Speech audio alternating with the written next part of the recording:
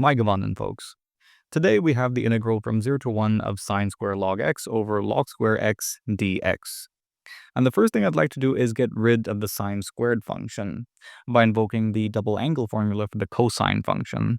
So we know that cosine 2 theta equals 1 minus 2 sine square theta, which implies, sorry about that sine square theta equals 1/2 of 1 minus cosine 2 theta. And this further implies that the target integral I is now 1/2 the integral from 0 to 1 of 1 minus cosine 2 log x over log square x dx.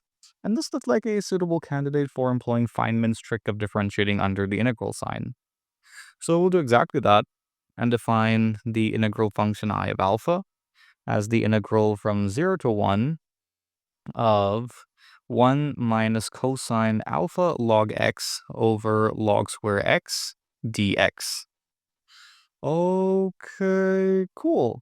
Now, the nice thing here is that if I plug in alpha equal to 0, the integral function evaluates out to, in the numerator, we have 1 minus cosine of 0 being 0, so the entire thing just collapses to a big fat 0, and that is pretty convenient, and will come in handy quite a bit later.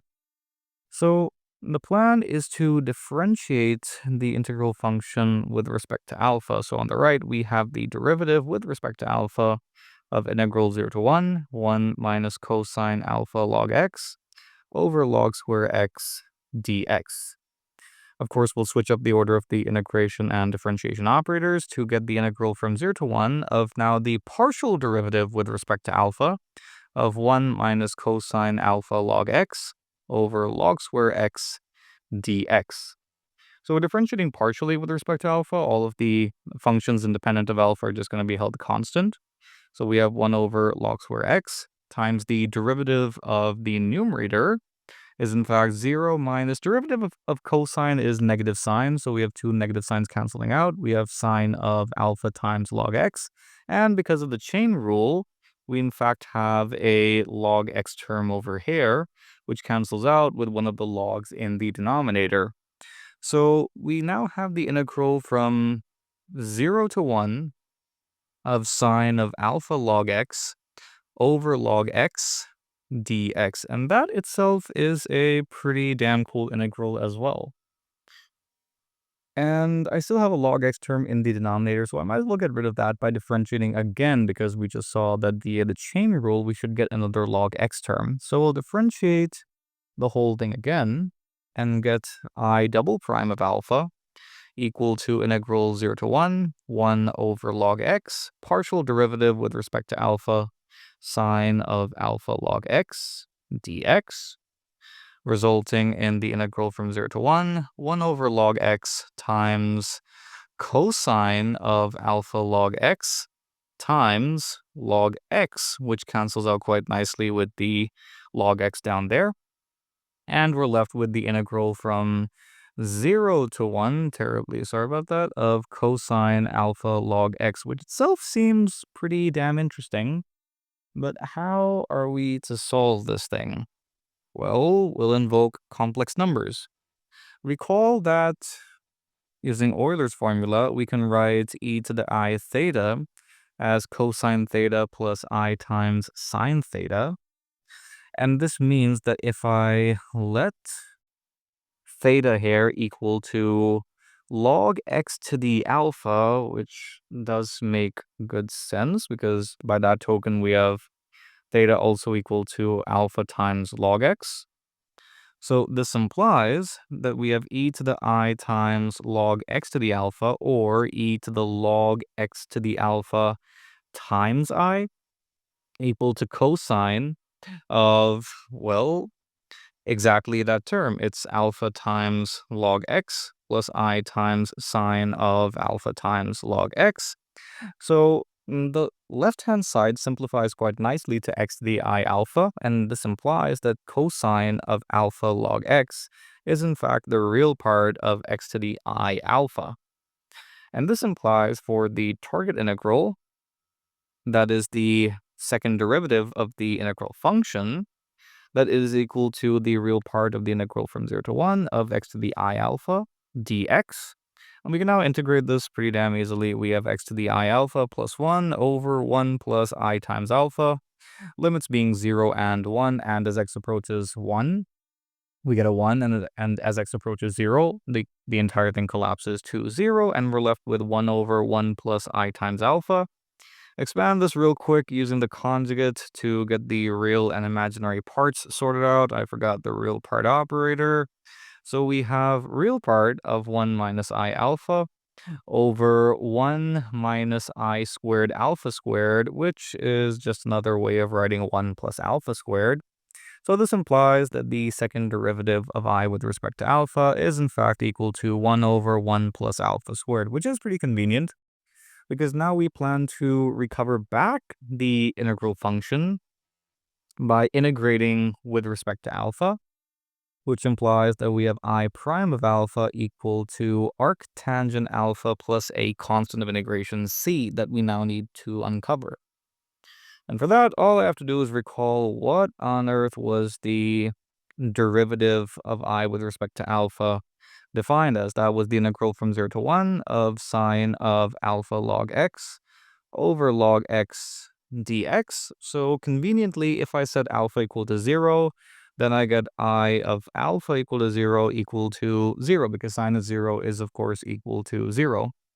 So plugging in alpha equal to 0, terribly sorry about that, I meant I prime, yields 0 equal to arctangent of 0 plus c, and arctangent 0 is just 0, so this implies that c equals 0, which is dope. So I prime of alpha is just equal to the inverse tangent of alpha. And now we finally plan to recover back the integral function I of alpha by integrating again with respect to alpha. Integration by parts is needed over here, and we have x times arctangent alpha minus integral of what exactly? Oh yeah, x over 1 plus x squared, because we just differentiated with respect to x the arctangent function.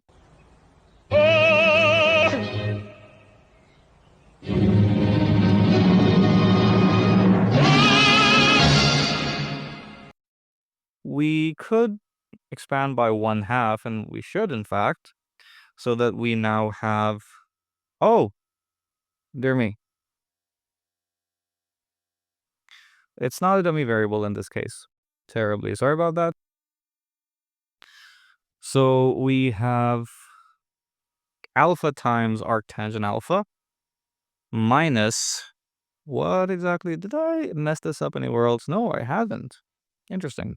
Anyway, so this is 1/2 of log of 1 plus alpha squared plus yet another constant of integration that I need to uncover that is. And recall that when we said alpha equal to 0, then we got I of alpha equal to 0. So we have 0 times arctangent 0 is 0 minus 1/2 of log 1, which last time I checked is indeed equal to 0 plus c, implying that the constant of integration is yet again equal to 0. And this implies that I of alpha equals alpha times arctangent of alpha minus 1/2 of log 1 plus alpha squared. Now, what exactly was the target case for alpha? I need to remember that. Okay, cool. Yeah, I think I found it. So we were interested initially in the case of alpha being equal to 2. So that's our target case. And in fact, we need to 1/2 that. So plugging in alpha equal to 2, so that's I of 2, and of course I have to expand by 1/2 to get the target integral I. That in fact would be equal to 2 times arctangent of 2 times 1/2, so that's arctangent 1/2 minus a quarter of log of, what exactly is 2 squared? Yeah, I think it's 5. Okay, cool. So that's the result for the target integral. And just out of curiosity, we might as well evaluate a different case just to get an answer where there's pi. So what if we talk about the integral from 0 to 1 of sine square 1/2 log x over log square x dx. And of course, this would yield 1 minus cosine of log x, not 2 log x. So this should be equal to 1/2 of I of 1, which in fact is equal to pi over 4 minus 1/2, or rather, wait, it's 1/4. So I could always factor out 1/4. Terribly sorry about that. And get pi minus log of what exactly? Oh yeah, it's log 2. Again, we have a familiar combination of pi and log 2. Anyway, that's all she wrote. I hope you enjoyed the video. Be sure to like and subscribe. Do drop me a follow on Instagram as well. Thank you. See you next time.